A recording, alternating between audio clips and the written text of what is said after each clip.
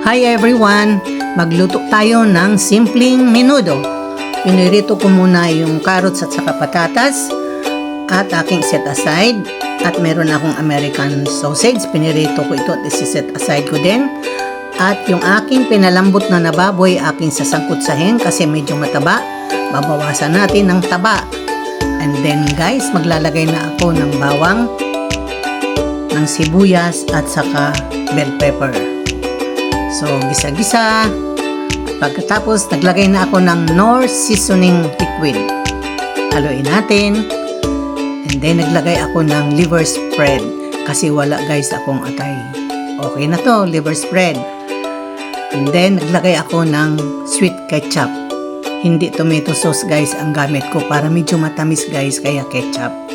At ngayon, nilagay ko na yung hotdog, yung aking sausage, at yung pinirito na natin na carrots at saka patatas.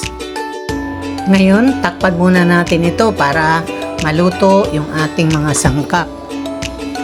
So, ayan guys, luto na ang ating menudo.